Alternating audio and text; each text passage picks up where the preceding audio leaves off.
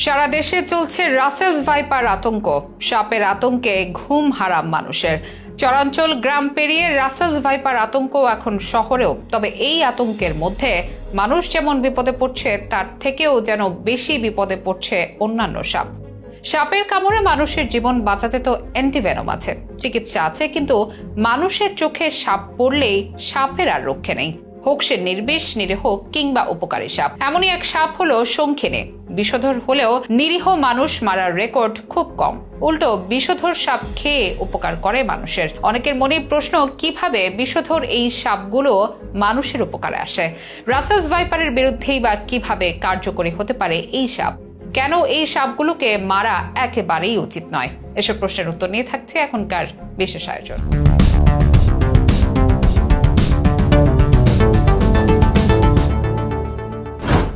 বিষধর হলেও নিরীহ মানুষ মারা নয়, বরং মানুষের উপকার করে যেন এর কাজ। বলছি শঙ্খিনী সাপের কথা। এরা অন্য বিষধর সাপকে জীবন ধারণ করে। এদের খাদ্য তালিকা থেকে বাদ যায় না ভয়ঙ্কর রাসেলস ভাইপারও। এরাও বিষধর, তবে মানুষের মারার রেকর্ড নিয়ে বললে চলে। বিপরীতে বিষধর সাপকে বরং মানুষের আরো উপকার করে এরা। অথচ এদের দেহের কালো আর হলুদ রঙের আধিক্যের কারণে মানুষের চোখে পড়ে বেশি, এতে মারাও পড়ে সব থেকে বেশি। অথচ এই সাপ অপকারী নয়, বরং উপকারী। চলমান রাসেলস ভাইপার আতঙ্কে অন্যান্য সাপের সাথে এই সাপকে মারতে দেখা যাচ্ছে বিভিন্ন এলাকায়, যা রাসেলস ভাইপার সাপের জন্য আরো ভালো, মানুষের জন্য খারাপ। কেননা রঙহীন এই শঙ্খিনী সাপের হাতেই প্রাণ হারাতে হয় ভয়ঙ্কর রাসেলস ভাইপারের, হতে হয় এই সাপের খাদ্য। তাই তো চলমান এই আতঙ্কের উপকারী শঙ্খিনী সাপ যেন মারা না পড়ে, সেদিকে খেয়াল রাখার তাগিদ দিয়েছেন গবেষকরা। অতি সুন্দর ও চমৎকার নানা রঙে সজ্জিত, মাথা আকারে বেশ বড়, কালো রং, সারা শরীর জুড়ে পরপর কালো ও হলুদ জোড়া। বিশেষত এর সাপটির নামে শঙ্খিনী। এটি মূলত ইলাপিটি গোত্রের বিষাক্ত সাপ, যার ইংরেজি নাম ব্যান্ডেড ক্রেট এবং বৈজ্ঞানিক নাম ব্যাঙ্গারাস ফ্যাসিয়াটাস। নিউরোটক্সিন বিষ সংবলিত শঙ্খিনী সাপকে এলাকা ভেদে